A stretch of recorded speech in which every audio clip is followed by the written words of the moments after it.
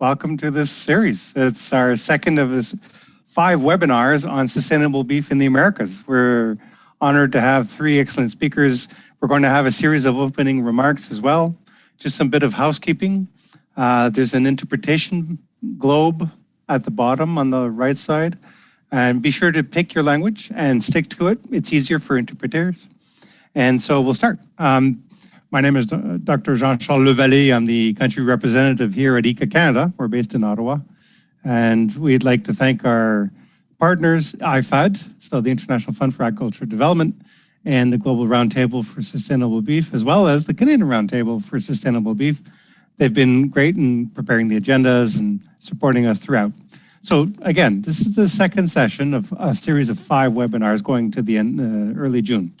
And today we're going to focus more on the technical cooperation side, on the scientific side of solutions to climate change in the sector. And so what we're going to do now, and some of us in the agenda have been, we're not able to participate live. So they sent in some videos and we'll start with that. We have Ron Hartman and we have Lloyd Day. Ron is the director of IFAD's Global Engagement Partnership and Resource Mobilization Division in Rome. And Lloyd Day is our Deputy Director General at ICA in Costa Rica. And so please join me in watching these 2 videos for opening remarks. Gloria, over to you.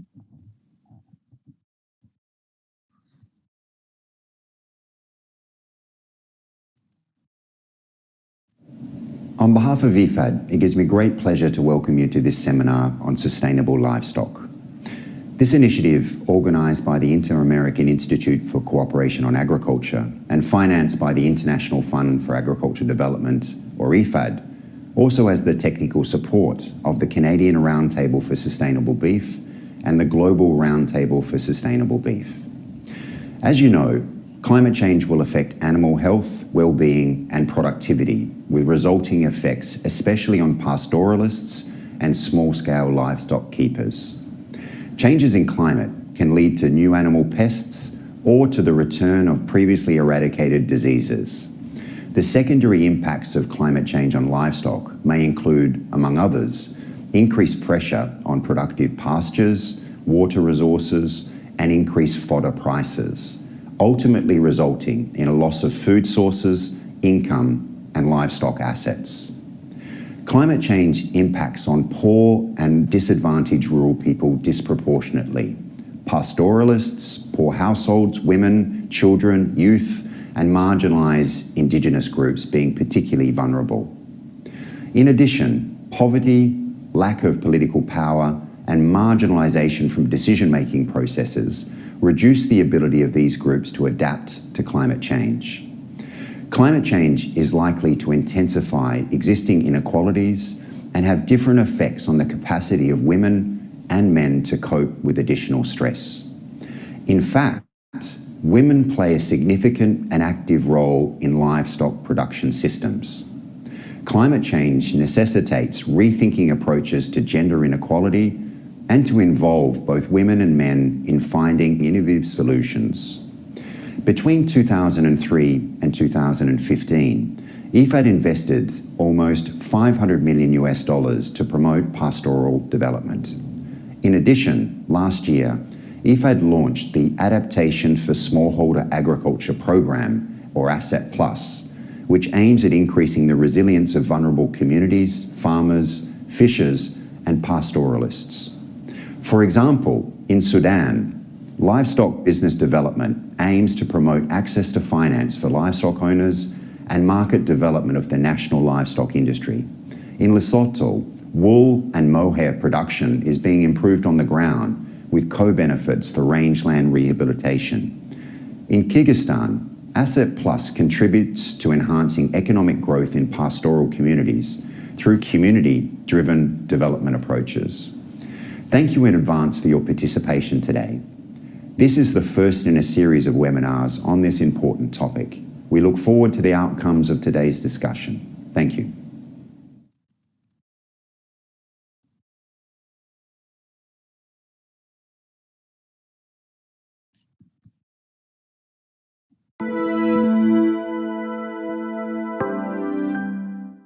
Hello, My name is Lloyd Day, and I'm the Deputy Director General of the Inter-American Institute for Cooperation on Agriculture, ICA.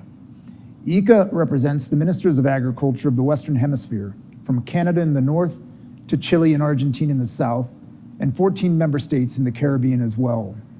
Our mission is to promote agricultural development and rural well-being in the Americas and the Caribbean, and to serve as a bridge for this region's contribution to agricultural production and science around the world. Welcome to this webinar series from ICA Canada on sustainable beef. As someone who once led the checkoff programs at the U.S. Department of Agriculture, the saying, "Beef, it's what's for dinner," is embedded in my DNA.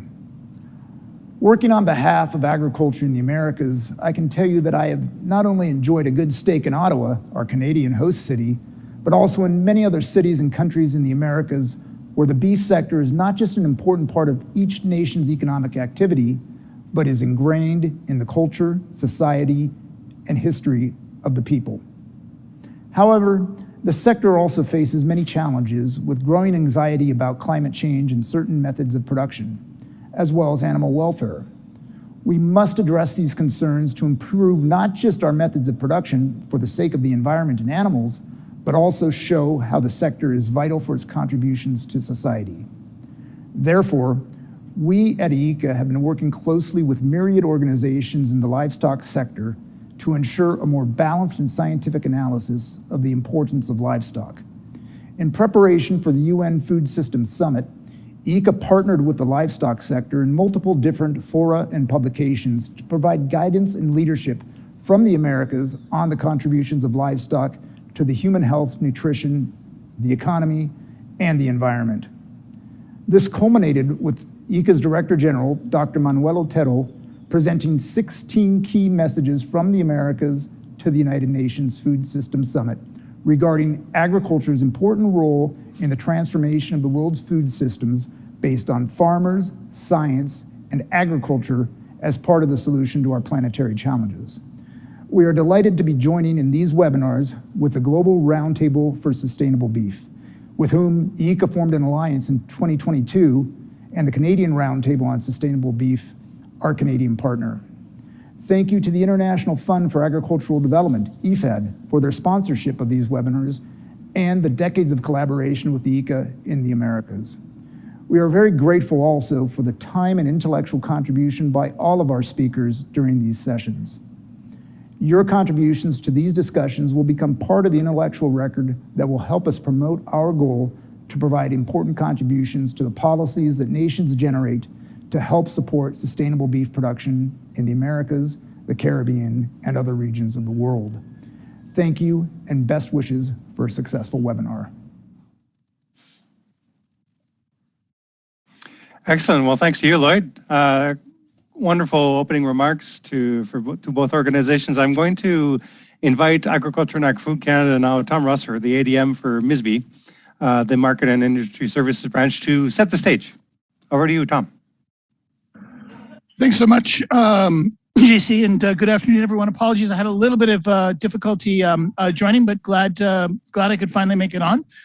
I'll just begin by recognizing Deputy Director General Day, Director Hartman, yourself, Dr. Lavallee, and other distinguished guests. Good afternoon. It's great to be with you.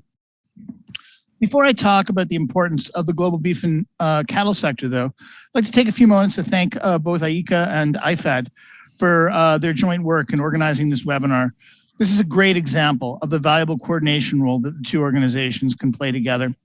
Over the past 2 years, our supply chains have faced challenges that impacted all of us, including our agricultural producers and agri-food industries. Despite this, our farmers and producers across the Americas managed to bring healthy, nutritious, high-quality food to our kitchen tables every day. Last year was tough for many cattle producers, particularly in Western Canada, who have suffered through one of the worst droughts, or the worst drought in 70 years. Our government had to act fast, and working closely with our provincial counterparts, we provided support for affected producers during a time of need. Just a few months later, parts of British Columbia were struck by disastrous flooding. It was a stark reminder that farmers and ranchers are among those hardest hit by climate change. As we respond to catastrophes now, we must also look to the long term. Extreme weather events like this are adding more stress and unpredictability to farm business in our countries and taking a toll on producers' mental health.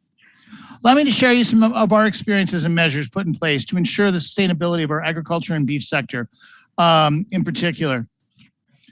Canadian beef producers have already made great strides in sustainable agriculture. Today, the industry has half the greenhouse gas footprint per kilogram of production compared to the global average. In October 2021, Canada confirmed its support for the Global Methane Pledge, which aims to reduce global methane emissions by 30% below 2020 levels by 2030. Canada's agriculture and methane emissions have already decreased 20% since 2005, mainly due to a reduction in the size of Canada's beef and dairy herds, driven by factors such as feed efficiencies, improved genetics, and lower per capita consumption. Now, of course, we can always do better. It's time to double down and improve our resilience to the effects of climate change and reduce greenhouse gas emissions within the sector. Because without continued sustainability, we compromise our competitiveness.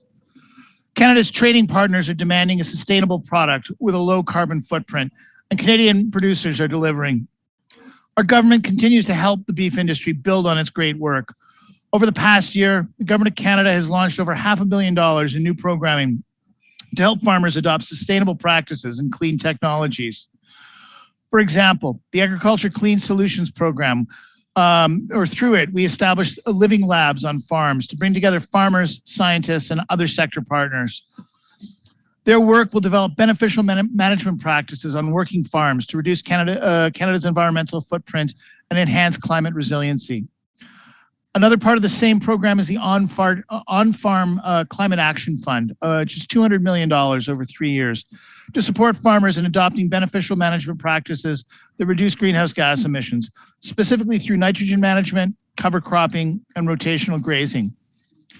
We're also investing $167.5 million over 7 years in the Agriculture Clean Technology Program to support the development and adoption of clean technologies in the sector.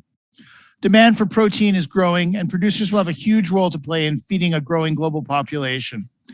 There's no doubt that innovation in this sector and many others will be essential to helping us mitigate climate change and meet the UN Sustainable Development Goals. Also, collaboration is a powerful weapon, and Canada remains open for the collaboration with all of you to help our beef and cattle sectors across the Americas achieve sustainable agricultural development and help tackle climate change in our countries. Unfortunately, due to other commitments, I will not be able to stay long in this seminar, but wish you all productive discussions. And back to you, JC. Thanks for your attention. Fantastic. On the contrary, thanks for that opening remark and giving us a broad perspective from a Canadian perspective. Very appreciative of your time. Thanks again, Tom. So I'm going to invite the audience to, you can use the chat for Q&A throughout. There will be a Q&A session at the end. And so we have 3 speakers. We're going to have a Brazilian perspective first. We'll come back to Canada from Alberta. We'll have Tim McAllister speak, and then we'll go back to Argentina and finish with Dr. Ricard. And so feel free to use the chat, and the panelists may offer responses throughout, and we will have this session open at the end for some oral verbal Q&A. So to start, we're going to have a Brazilian perspective from the Department of Agriculture. We have Fabiana Villa-Alves. She's director at the Department of Sustainable Production and Irrigation at MAPA, which is equivalent to the Department of Agriculture. Fabiana, over to you.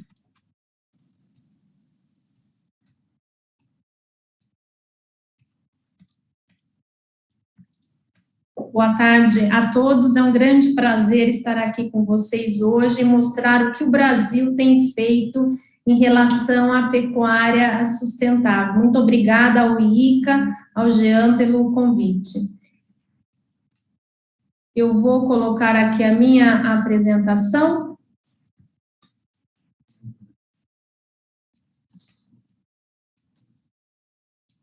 Espero que vocês estejam vendo. Por favor, me deem um retorno.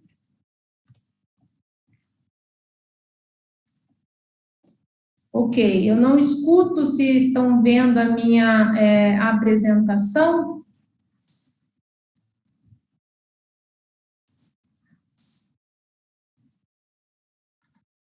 Yes, we can see the presentation. Ok, thank you. Sou Fabiana Vila, diretora do Departamento de Produção Sustentável do MAPA, do Ministério da Agricultura no Brasil, onde nós temos diferentes políticas públicas há mais de 10 anos focadas na pecuária sustentável. Uma das mais conhecidas é o Plano ABC, o Plano de Agricultura de Baixo Carbono, um plano setorial para a agricultura, para a agropecuária, que eu vou trazer hoje aqui alguns dados e algumas informações para ajudar na nossa conversa e nesse evento de hoje. Bem, como eu comentei, há mais de 10 anos nós já estamos falando em pecuária sustentável no Brasil, tivemos de 2010 a 2020 uma primeira fase, e a partir então das lições aprendidas, do novo contexto mundial, inclusive em relação aos gases de efeito estufa e aos novos compromissos que o Brasil também firmou nos últimos anos, propusemos, então, desde o ano passado, por mais 10 anos, revitalizamos o Plano ABC, agora chamado de ABC+. O ABC+, ele traz tecnologias e sistemas de produção que trazem, assim como já foi falado pelos meus colegas anteriormente na abertura, trazem mais resultados, trazem tecnologias, trazem mais renda para o nosso produtor rural e, principalmente, mais segurança alimentar frente aos eventos climáticos que, principalmente aqui no hemisfério sul e aqui no Brasil também, nós temos cada vez mais apontado e cada vez mais presentes no nosso dia a dia, principalmente na nossa agropecuária. Especially in the agricultural sector. So this is a public policy focused in adapting to climate and contributing to sustainable development for agriculture. Mostly the greenhouse emission gases and also the adaptation and transforming into these systems, for example, all these products that follow the Brazilian agricultural model. So, and also this transformation of the production, mostly those systems of beef production. Also, something that is pretty important, that is something that we're going to focus on the next 10 years, is the fostering of the adaptation of these, trying to increase the efficiency and resiliency of the production systems through integrated landscape management. And this has to do with the landscaping, and also this is a concept that we are using, an integral concept that we're using to foster the conservation. And as you have seen, Brazil has 66% of green areas that is devoted to the production of beef. We also have alliances with government who is devoted to three main areas, which is the integrated landscape approach, then the foster adaptation and maintenance of sustainable systems of practices and products, and mainly these sustainable systems and practices, these products and processes. We have to remember that Brazil does not adapt products. We intend to improve this for our agricultural sector. This is all established by the agricultural ministry, but also by the own resources of the agriculture. So the main problems that we have to face through our plan called ABC that we're using right now, it has to do with a direct relationship for this production of beef. We have 95% of our production is in pastoralist. So this is the main resource because we are in a tropical country with a tropical weather, which we could have some sort of degradation. So we understand degradation of pasture of lowering the production.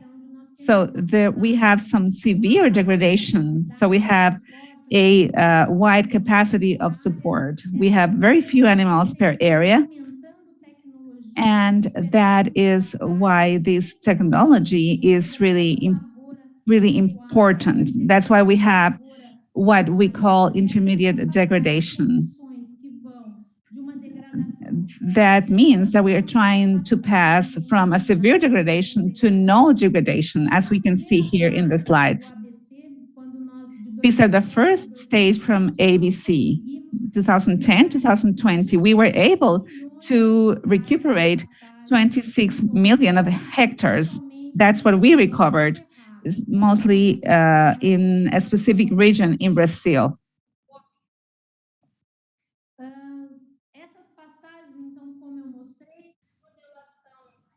And that is how we are recuperating this, and they're protecting the soil.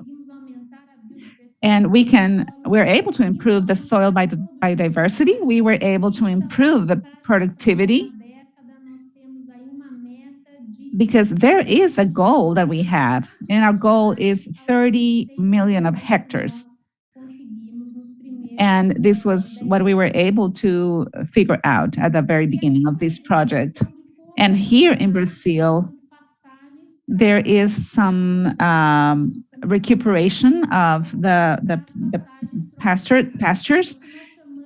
And what we are trying is to promote a sustainable beef production.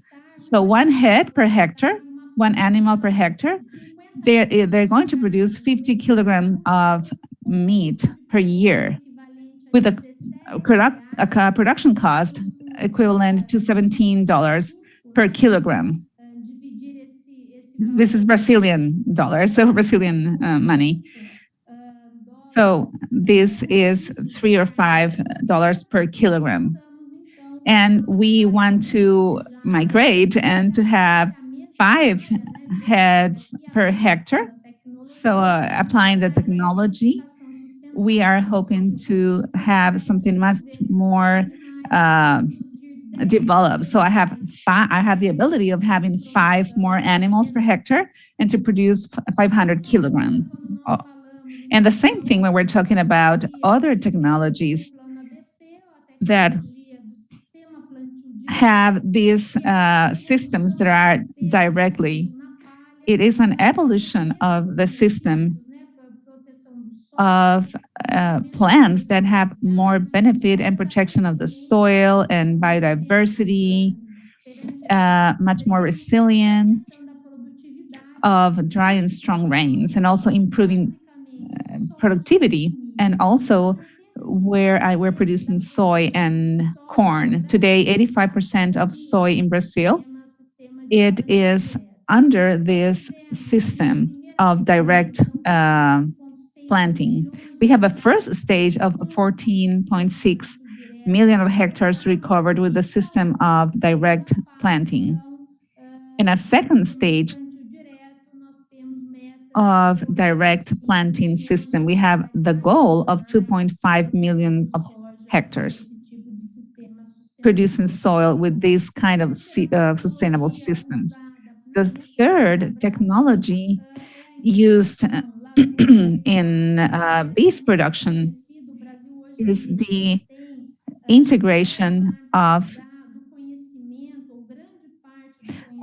this integrated system with nature, because this knowledge is mainly, it comes with the first stage where we had 10.7 million of hectares with this kind of technology, and then the benefits that I mentioned, we have a better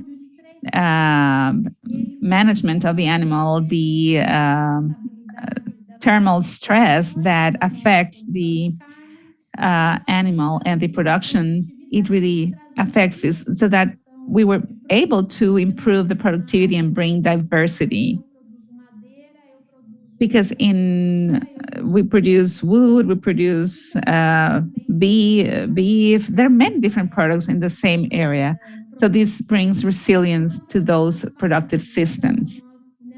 So in a following stage, in the next decade of the ABC, our goal is 10.10 million of hectares. Remember that Brazil has 17 million of hectares of IMPF systems, mostly producing beef and other kind of like dairy products. Now we can do 3 harvests per year, and that intensification, this sustainable intensification, is produced in the same place, the corn, the beef, and the pastures through these integral systems. And these systems, apart from having low effects of global warming, they produce a soil, a much more healthy soil, and much more biodiversity, less use of water, and in better production per hectare. This is a great example of sustainability in Brazil. I was in Canada, and I already talked about this product in Brazil. We brought a commercial brand, and this productive system, we tried with different metrics on this scientific basis. This meat produced less emissions, it's mostly methane. And last year, Brazil was producing this kind of beef, but then by 2012, we're working on that with these different mitigation projects. So this meat originated different products that are in the Ministry of Agriculture, where we have a differentiation of these products, these sequestered carbon, and we're doing this product differentiation. For example, carbon neutral leather, carbon neutral meat, carbon neutral, different things like soybeans, coffee, and different teas and other things.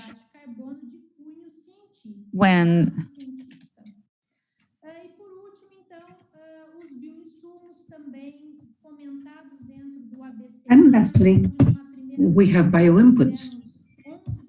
In a first phase, 11.8 million hectares, basically for biological nitrogen fixation. We're talking about nitrogen-based fertilizers developed in Brazil, and we are proposing a national policy, a national plan for adaptation, covering basically 38 million square meters in the first phase. We will now working on 208,400 cubic meters so far, generating biogas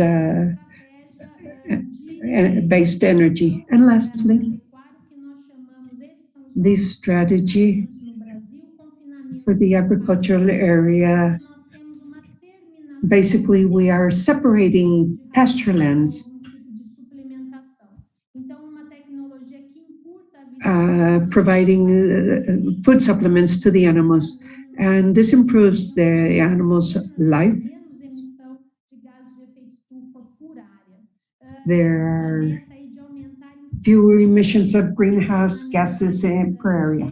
The goal is to increase this number of animals to 3 million heads. Over there is work done also in the irrigation system.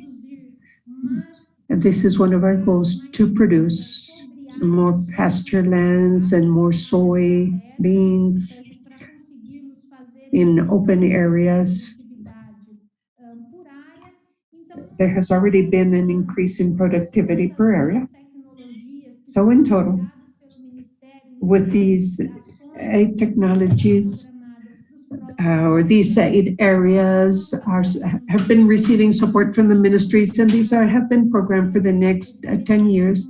We will go from 54 million hectares that were determined in first phase to 72 million hectares more, for an equivalent of over 1 million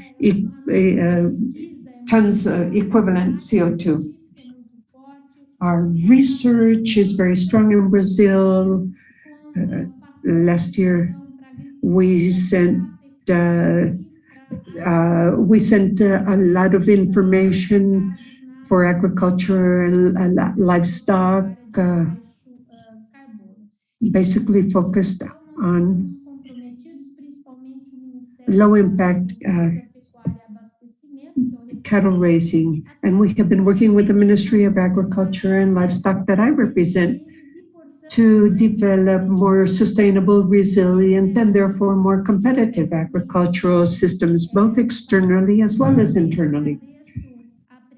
And with this, thank you very much for your presence, for your attention to my comments. I thank Ika very much for being our colleague, a partner in all these projects and activities. Thank you very much.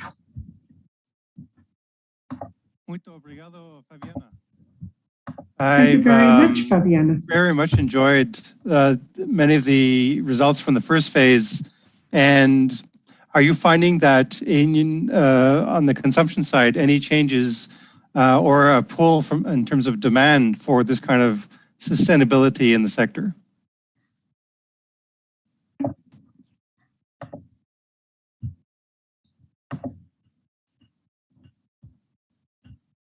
Your microphone's off, Fabiana.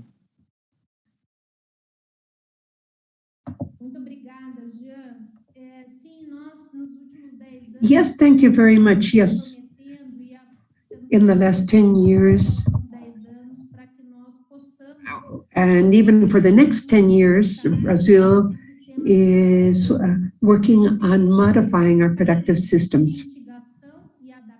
The ABC is focused on mitigation and adaptation, as I already said, but when we talk about mitigation and adaptation in tropical systems like our own, where we have that strong reliance on climate, here we're talking about basically of productive sustainability, economic sustainability, and social sustainability, well, and even environmental sustainability. So, despite working on low carbon emissions, to ensure sustainability through public policies, we need to ensure we reach the growers, the producers. Have their incomes increased at all with this new system and sustainability under the ABC plan? Smaller or medium-sized ones. Right. I'm wondering if it's been viable for producers. If their profitability has gone up. Sorry, go ahead.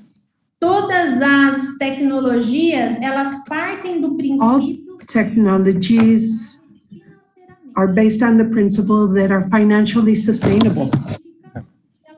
We have scientifically proven that these will give more income to producers and will bring more efficiency to the whole process.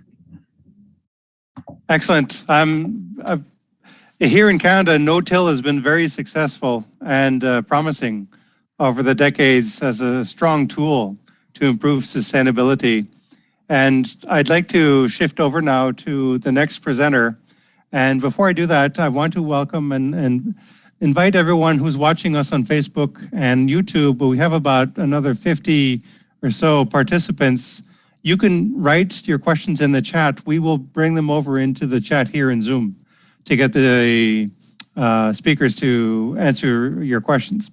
So without further ado, I'd like to invite Dr. McAllister from Alberta, from Agriculture and Agri-Food Canada, to share his presentation. Over to you, Tim. Thanks very much, and thanks to IECA for giving us the opportunity to present the Canadian perspective here. So everybody can see my slides okay? I don't hear it. It sounds like we do. Right now I can only see yourself. Well, I'll reshare my screen then. How about now? Yes, perfect. Great. Okay, so I think we're all pretty convinced that climate change is a real issue, and it's a One Health issue. It affects both humans and livestock. In Canada here, we've experienced, some of the greatest numbers of forest fires and atmospheric problems with air quality as a result of the smoke that's occurred. We were then hit with the highest temperature was set last year that's ever been recorded in Canada, in British Columbia. And then shortly after that, we experienced floods. So climate change is definitely here, and we need to take steps to deal with it. When it comes to agriculture's contribution to greenhouse gases in Canada, if we look at the number of gases that are produced, methane accounts for a small, about 13% of the total emissions. Most of the emissions in Canada come from the oil and gas sector. But when we look at agriculture, agriculture accounts for about 29% of the methane. So because of the beef cattle population in Canada, there is a significant portion of that methane emissions that are coming from agriculture. When we break that down then, where it's coming from the beef cattle sector, most of that's coming from enteric emissions, so that's fermentation within the rumen during feed digestion, with a smaller portion coming from manure. And we break that down for beef and dairy and swine. You can see that beef account for the majority of the methane emissions in Canada. And within the beef sector, most of those emissions come from the cow-calf sector, which is more of the extensive component of our beef cattle production system, where the cow-calf sector is out on our rangelands and consuming primarily forage-based diets, leading to higher levels of methane. So in terms of that emissions from the beef industry, about 70% of that comes from, of the methane comes from enteric methane. About 23% is associated with the crop production or the feed that we use to feed our cattle within our intensive feedlot production systems, 5% from manure, and a very small portion from the energy. That represents about 0.002% of total greenhouse gas emissions on a global basis. So it represents a small amount, but every sector has to do its part to try to reduce emissions.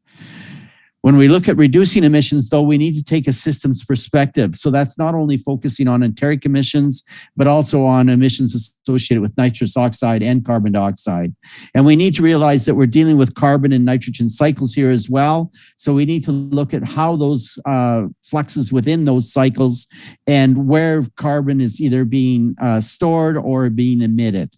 And that includes consideration for the cropping system as well, and for the silviculture, where we're talking about capture of carbon in biomass, such as trees and within grassland ecosystems. So Canada has made a pledge to reduce its carbon emissions by about 40 to 45% by 2030. And it's also signed on to the Global Methane Pledge as well, which more than 100 countries now have joined in that pledge to reduce methane by 30% from 2020 to by 2030. And 29% of those emissions then again come from agriculture.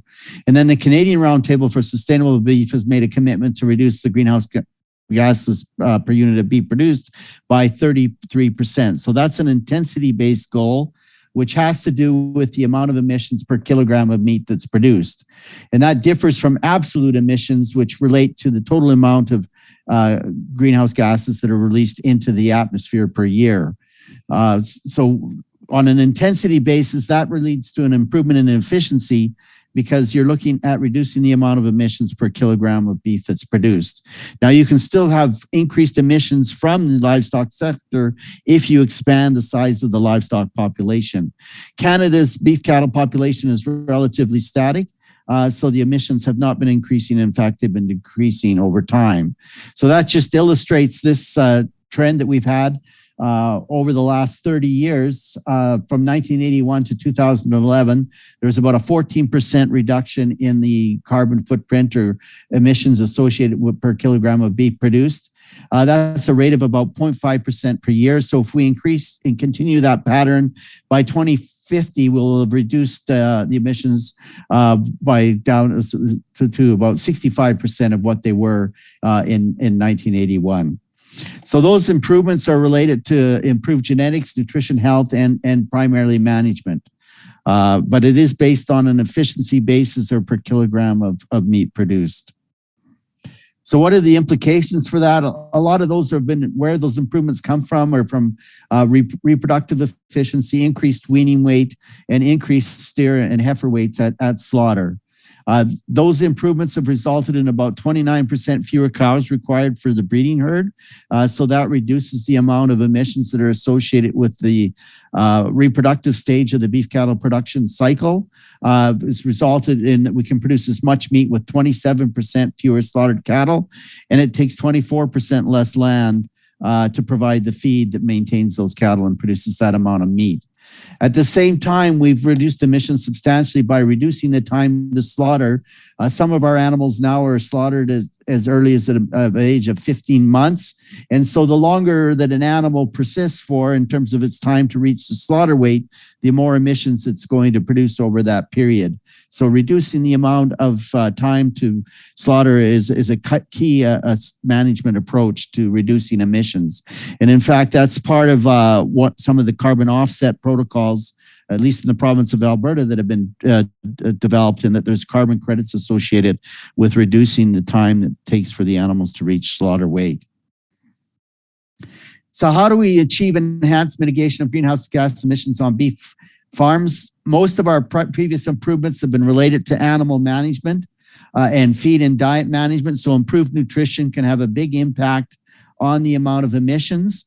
But there's also implications for grazing management, management of the manure as well, whether it be when the manure is applied, how it's handled, whether it's composted or subject to biodigestion, and then also soils and crop management. Some of the strategies that include improved nitrogen fertilizer placement and uptake, the use of the zero tillage, which was mentioned earlier as well, which has been extensively adopted across Western Canada, and equipment and fuel use improvements in efficiency of fuel use during cropping and harvest. We really need to take all of these steps throughout the production chain, whether it be in the feed or in the livestock production side of things. We need to really draw upon all of the efficiencies that we can garner throughout the entire production chain. So that's why we need a multi-pronged type of approach to reducing emissions. Now, there are some feed additives that are also been extensively studied. Quite a bit of this research has been done in Canada as well. One of the most promising ones that's now becoming available is 3-nitrooxypropanol. That reduces enteric methane emissions quite effectively, reduces the amount of emissions by as much as 60%. There are others as well. They haven't been as readily adopted. The 3-nitrooxypropanol is now being marketed as a product called Bovaer, and it's approved for use now in Europe, Brazil, and Chile as well. And it's under consideration for approval in the United States and Canada. There are a lot of other additives that have also been explored for their effectiveness. As you can see, the confidence in the efficacy, some of those are definitely much higher than others, and that the ability to adopt, some of them have other negative consequences that make them less favorable, such as nitrate. to use them as a method of mitigating methane. So still even to date, although there's a huge amount of research going on and looking at additives and their ability to lower methane emissions, the majority of headway that can be made in terms of lowering overall emissions are still related to management strategies and feeding strategies, the types of approaches to improving efficiency that we've been implementing in the beef cattle production system for a long time. The other area that we want to focus on as well is the role that carbon sequestration can play in terms of reducing, capturing more carbon dioxide from the atmosphere and lowering net emissions. This includes both preservation of the carbon that's already in the soil. So Canada does have a number of extensive grassland ecosystems that maintain that cow-calf herd that I talked about. So part of the objectives then is to preserve those areas and not cultivate them up into agricultural crops, because the cultivation process will cause that carbon to be released. And at the same time, then using various grazing management strategies such as rotational grazing and differences in stocking density to promote the developments of below ground root carbon and increase in the level of carbon that's present within those grassland ecosystems. Those have implications for both reductions in erosion and loss of organic matter from those soils. They also assist in the replenishment of groundwater, so we have an improvement in water quality and water availability, all of which are really critical in many of our systems, particularly in Western Canada. So we can also recover carbon back to the soils after we've had cultivation. As I mentioned, we'll have a carbon loss as a result of the cultivation process. But if we reestablish those cultivated lands back into perennial forage or use regenerative agricultural practices such as cover crops or the addition of manure to those regions, we can increase those carbon levels back up in those soils. And so that's another strategy that's being used to help replenish the carbon that may be lost from soils that have been previously subject to cultivation. And there are implications as well with regard to grazing practices. So this is a long-term study that was conducted in Alberta over 60 years, using both light continuous grazing in comparison to a heavy continuous grazing, which is with a higher stocking rate. So light continuous grazing resulted in an increase in enteric methane emissions because the cattle are consuming more mature forages and the stocking density on those pastures is less than what it is with heavy continuous grazing. But when you look at the soil or carbon levels, the amount of soil carbon that's stored was quite a bit, almost more than twice as high with the light continuous grazing relative to the heavy continuous grazing, mainly due to the increased amounts of litter that are captured in the soil, as well as the greater root development leading to that. So grazing practices can have an impact on the amount of carbon that's stored in the soil, and we're working on now optimizing those, further characterizing how those differ between different environments. We have quite a range of environments within Canada in terms of the soil types, moisture levels, etc., and how these different systems respond will differ depending upon the nature of the ecosystem of which they're applied. And then additional to that, then there's also recognizing the role that livestock play within the circular economy.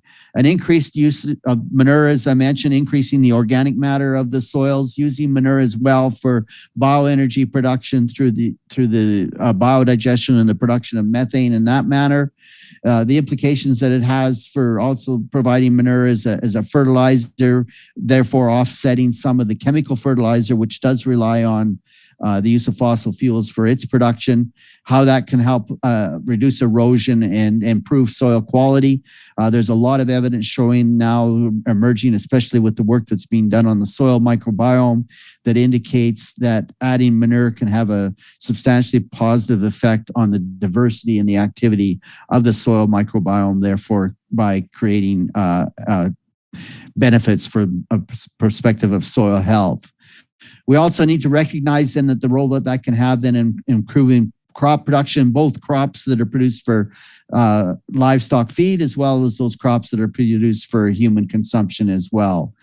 And particularly those grassland ecosystems that store that vast amount of carbon that's still within the prairie grasslands. So all of those things need to be related. And then finally, the other area that we're also looking at is the use of byproduct feeds arising from crop production, or the use of food loss or food waste, and how some of that material can be recovered and used as livestock feed as well, thereby offsetting some of the land that's also required now to produce crops that are used as feed.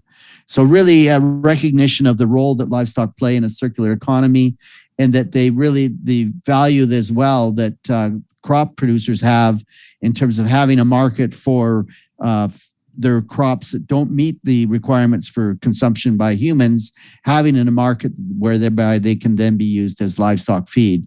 Those interrelationships contribute to both the sustainability of both the livestock and the crop sector. And then a lot of those grassland areas as well represent areas of significant contribution to biodiversity. The tall grass prairie and shortgrass prairies are amongst the most threatened ecosystems there is on Earth, and they harbor many of Canada's species at risk and act as the maintenance of those grassland systems. Their use by cattle for cattle production provides habitat that are shared with all of many of these other species that are currently at risk.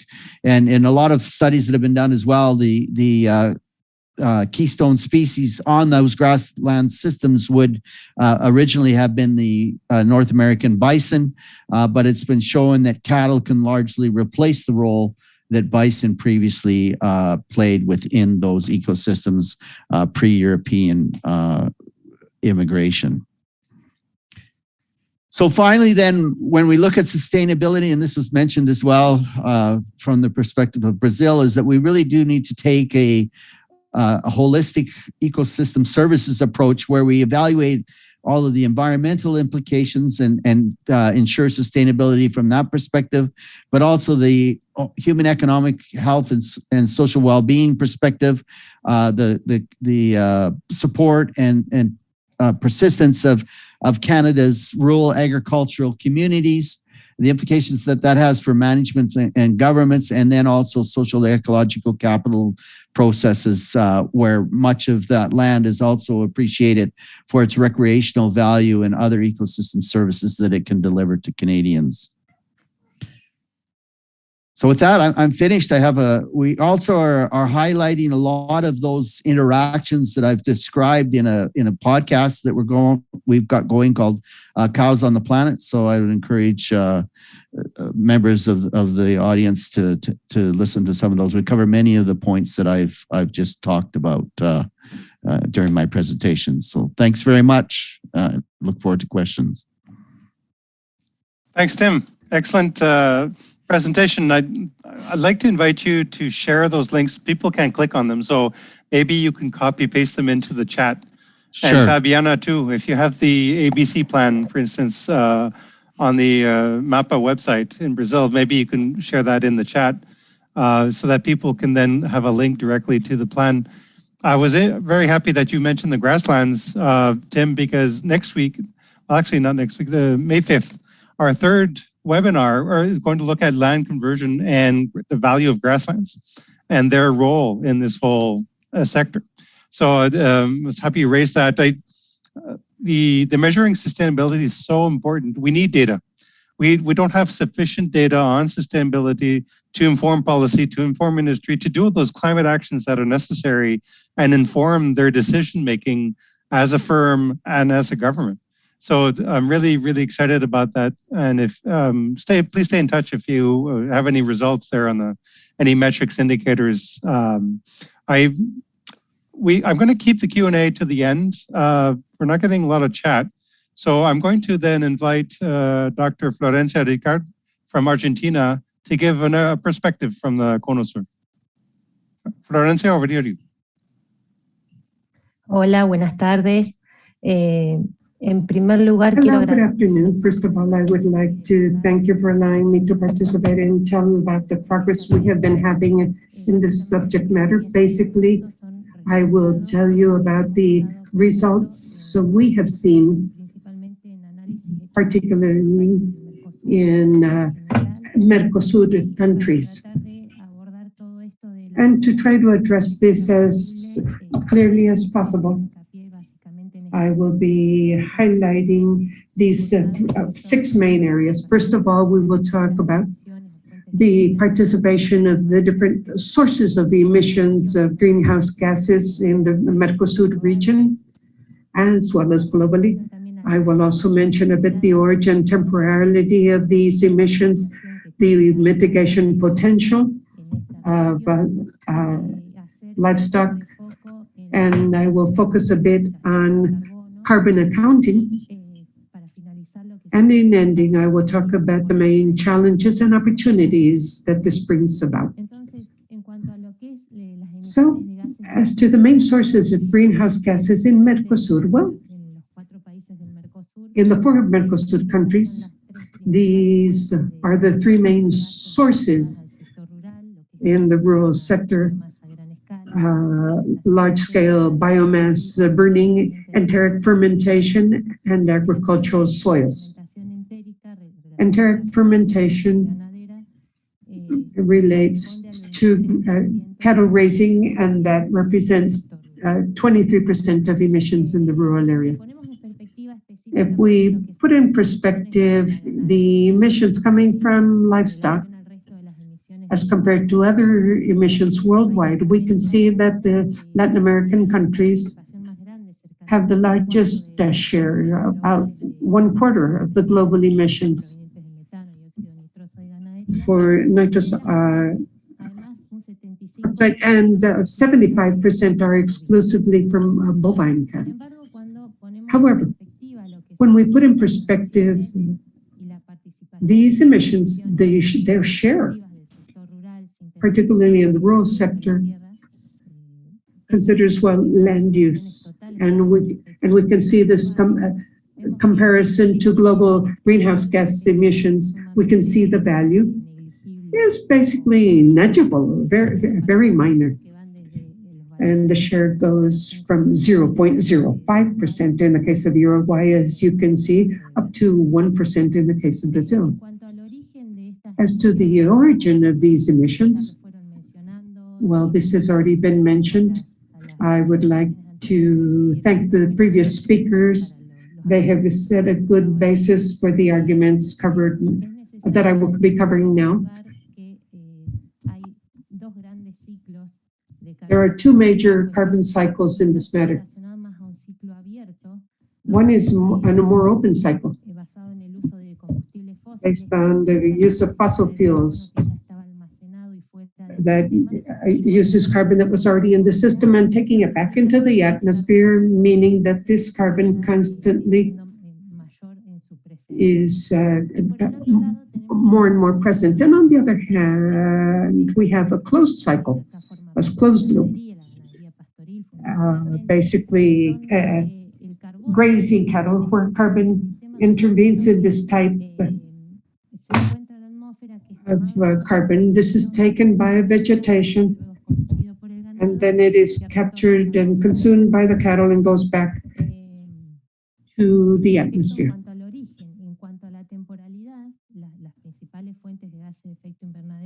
As to the main sources of greenhouse gases in the rural sector, these could be related to change in land use and the production of carbon dioxide, with the possibility of remaining in the atmosphere they can remain in the atmosphere approximately for 1,000 years. Nitrous oxide coming from cattle production, from manure and urine, and what prevails less than carbon dioxide, but methane, which is the most prevalent in cattle production, although it has a warming potential, which is relatively greater. It remains in the atmosphere for much less time. Notice this. So if we see the origin of the gas that is part of the closed cycle plus the permanence time, we could think that the cattle stock remains relatively constant. The amount of gas contributed to the atmosphere will remain also quite constant. So in general terms, this is what has happened with the cattle stock in the Mercosur countries, with somewhat upward trends, as is the case of Paraguay, and, that we can see here over the last 20 years. As to the mitigation potential, this is very closely linked to what previous speakers have mentioned in great detail. There is something very important here to consider that I call the missing link. And this is the carbon sequestration in rural lands. In the inventories, we calculate cattle emissions as an animal isolated from the system that produces nitrous oxide and methane. And the cattle basically is part of a system that does emit, but also has a big potential to sequester that carbon through photosynthesis on the surface, above ground biomass and below ground also, and then turn it into soil organic carbon.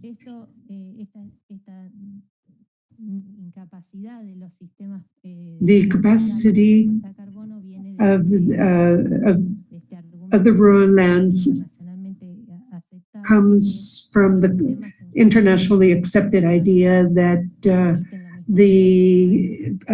these systems emit and capture the same amounts. And this is somewhat different from what happens in our grazing lands, where cattle now on the surface facilitates the recovery the land and helps the whole system.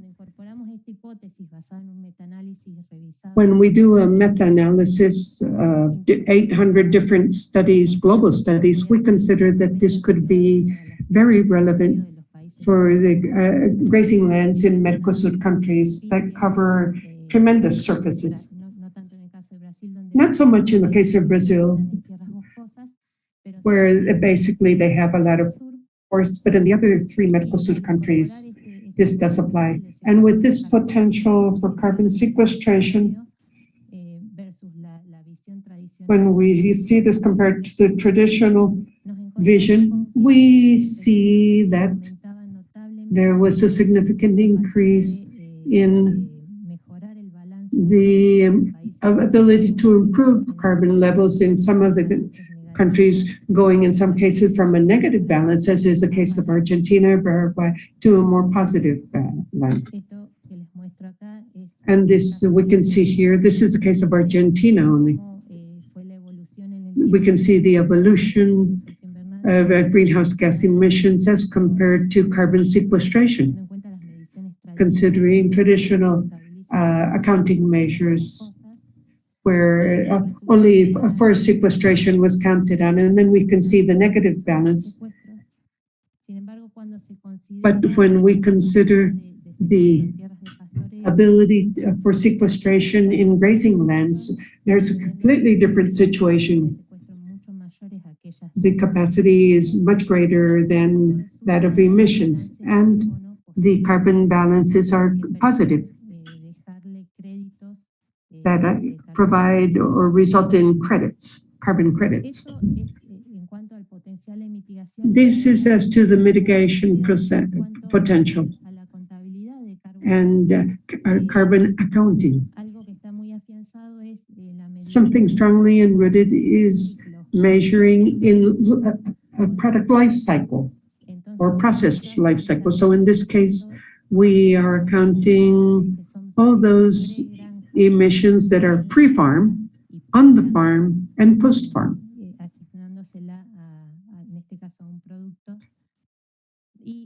And, for example, to livestock, we can assign responsibilities between 14 and 18% of global emissions. When we zoom in on what happens in biogenic emissions of cattle, pre-farm and post-farm, we see that the share of bovine cattle emissions has been dropping over the years. Evidently, we see a very important point here, an outlier that obviously is the COVID-19 year. And it is not that the emissions increased, but instead they reduced, basically because of fossil origin due to the limited activities such as transportation and energy.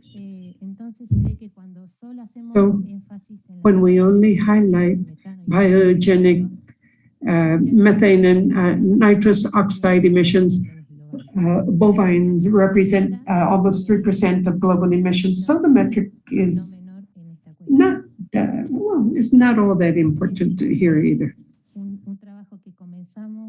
So we have started to work and will soon be publishing a study to measure, particularly in Argentina, considering alternative ways of measuring the impact of livestock as compared to other products. Measuring, for example, the traditional life cycle, the footprint of the product, and we mentioned that we measure the kilograms per tons of product, and here we see that beef is way over and above the others that are analyzed here, such as maize, soybean, and wheat. And we have considered other ways of measuring this, for example, measuring the inventory product scale and the inventory farm scale. And in both cases, we saw that the results obtained for beef were divided. There was not such a strong difference as compared to other productive systems. That is, the measurement is also relevant, the metric. So here, what is the challenge I consider for productive systems overall, beef in particular?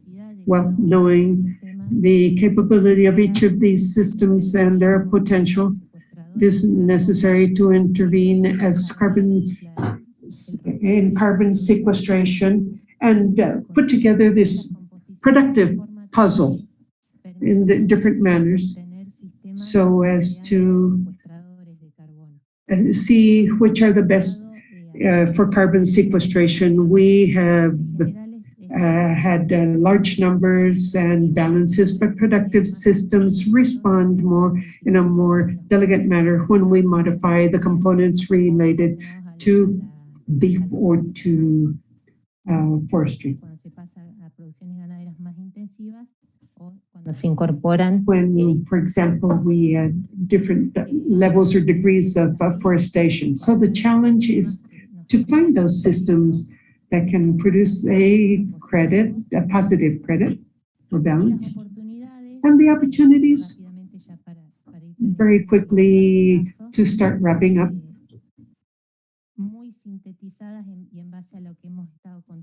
Based on what we have been discussing, well, I guess all panelists have, is first of all, we must recognize the negligible weight of Mercosur livestock in global carbon emissions.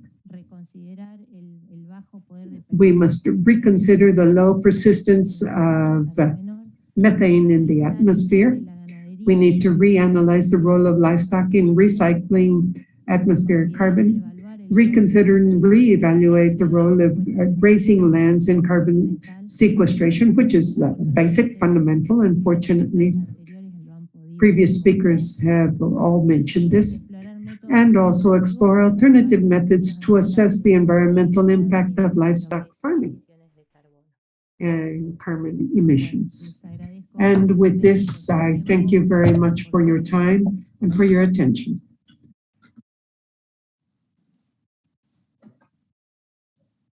Muchísimas gracias, Florencia. Excelente presentación.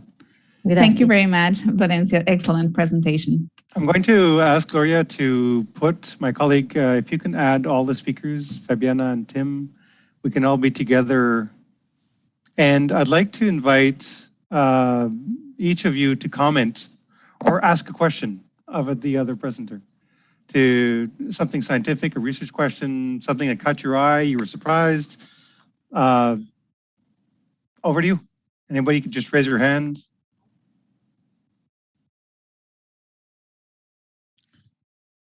Tim, please. So, Florencia, I was just wondering, do you see the movement towards more intensive livestock? I know in Brazil as well, there's some movement towards more intensive livestock production systems like the use of feedlots, et cetera. Do you see that being as part of the program as well, or where do you see that fitting in terms of South America beef production?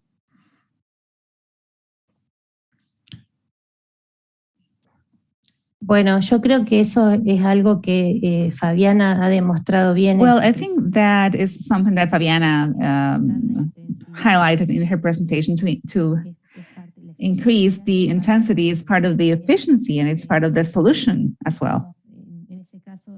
In that case, we are producing less amount of greenhouse emissions, and it's part of the solution, part of something that we have to incorporate in the calculation towards us where we want to be.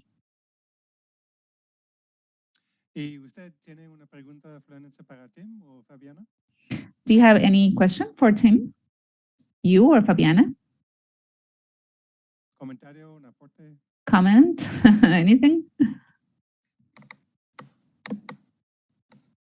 Eu gostaria de falar que, bom, parabenizar o Tim e a Florência pelas apresentações, e nós aqui no Brasil também... I would like to congratulate Florencia for the presentation that she has done, all those policies, all those systems, all those results that we presented.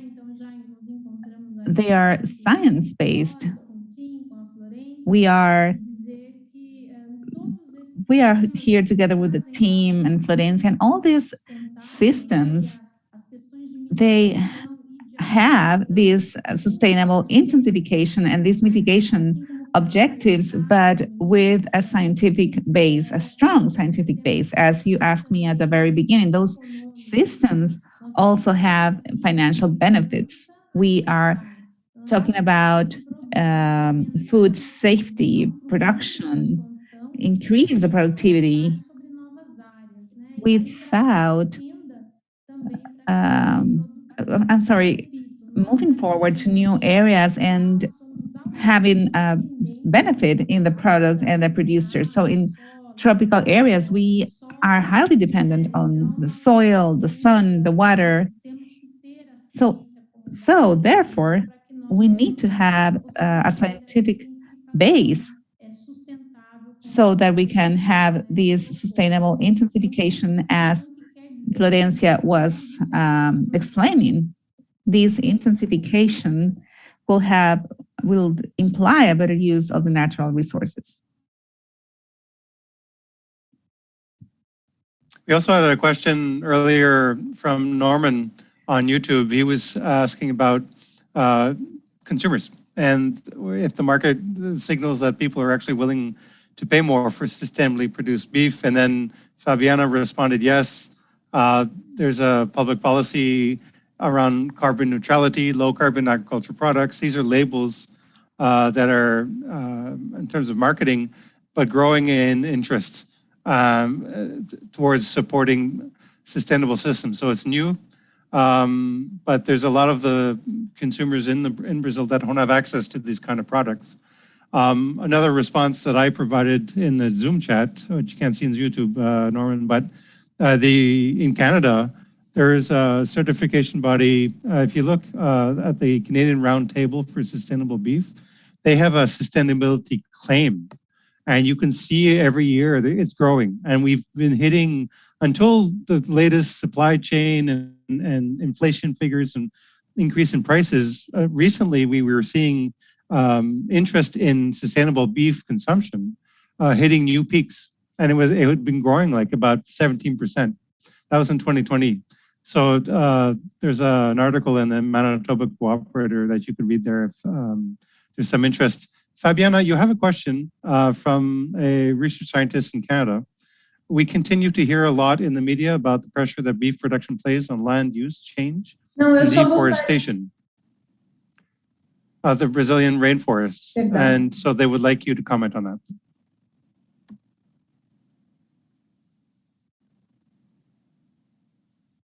Fabiana? Só gostaria de lembrá-los que os nossos mercados são I just want to remember that our markets are different. Our markets in terms of certification, brands, when we're talking about a market like the Brazilian market, we are subtracting the period of the pandemic, but we're a little bit behind in terms of other countries that are perhaps a little bit more developed. So I am confident that here we are in a period that maybe you already left behind a few years ago. This is something recent for us. It is a growing market here in Brazil. When we're talking about, we think more about sustainability, and what before was considered a commodity, and that still is for a certain part of our population. But there is a difference, a consumption, a very different consumption. We have studies that says that 20% of the Brazilian population is willing, and they have enough income to pay more for this specialty beef. And we're talking about 50 million people. And considering the the comparison population, this is almost like the whole population of France, for example. So there is a sector that is widely open to this certification, this sustainability certification, talking mostly about internal market, but also we have the external market and opening to other markets in other countries. Thanks, Fabiana. There's another question. They were asking your opinion on the pressure from beef production on land use changes and deforestation.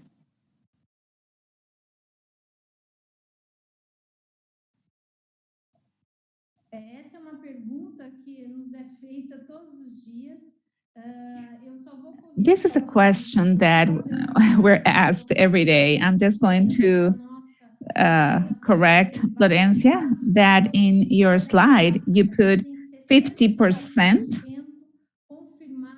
of our green areas conserved, but no, we have 60% of conservation.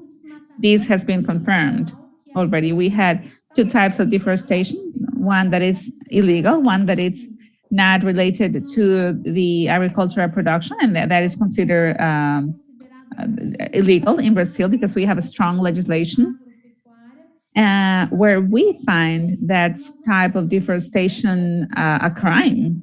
It is not related to the agricultural production, but then we have other kind of deforestation, which is a suppression of the forest. For example, in Amazonas, a property has to keep 50% of its area with native forest. And by law, if they do not do it, then it means that they can take away 10% of its land.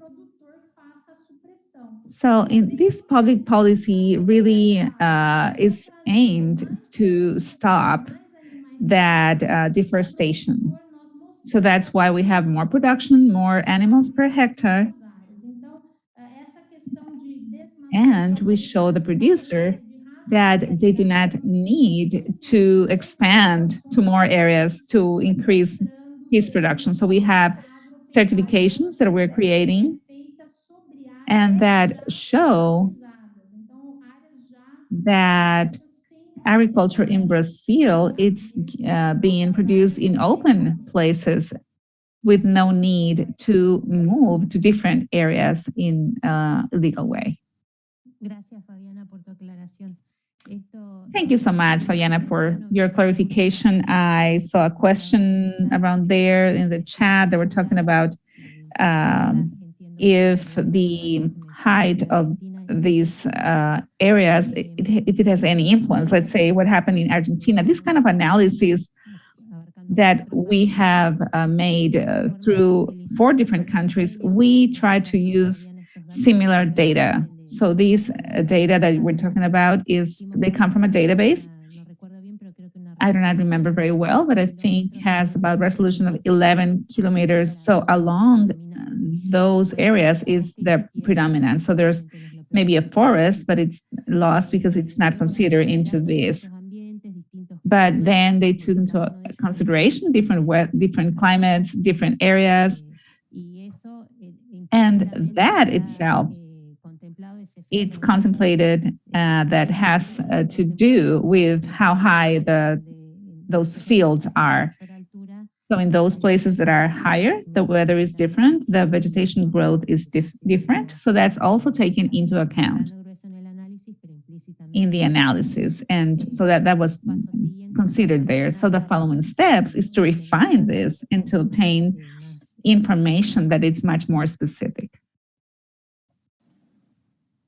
Great. Thanks, Juan, for those questions to Florencia. I'm really enjoying this, but I think we have time for one more question, either from the panelists or from the audience. We have one from John Africano in Español. It's a long one.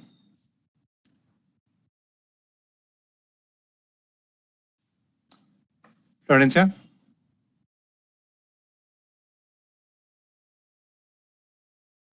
Sí, creo que pregunta. Yes, I think that he's asking about the tool of this sustainable beef of that I think maybe Fabiana is a better person to address this, the inflation, the high cost of food in Latin America. That's more or less what they're talking about.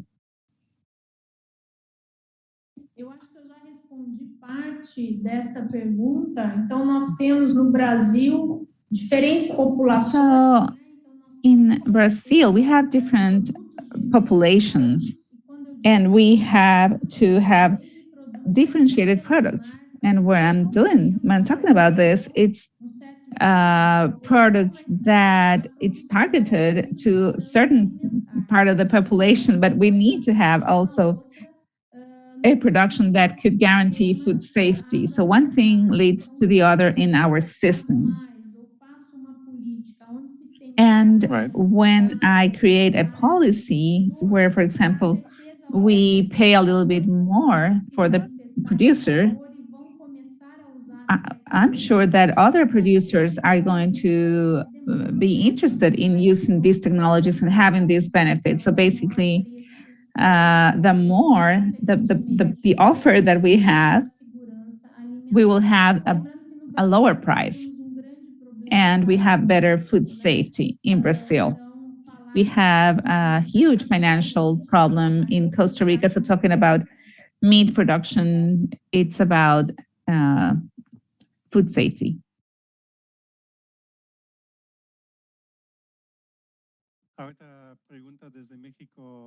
There's another question from Mexico.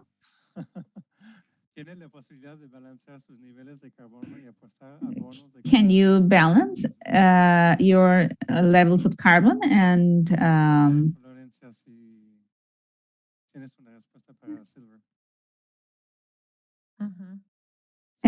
buy carbon funds from the smaller producers?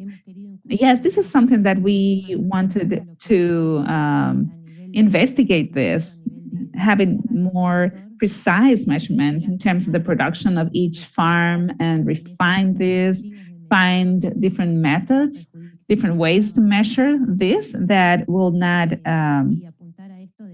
affect the system. And talking about these carbon credits and these incentives to incentive the producers to have better practices that could benefit the producer and could benefit the economy.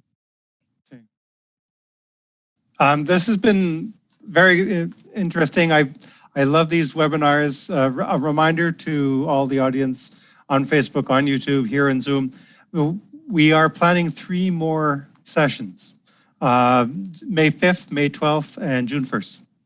And so we're going to be looking at the economics of sustainability, how profitable this sector is, looking at supply chain issues. We'll be looking at land conversion and grassland issues, and the the value of the sector, technology, carbon. So there's lots to come.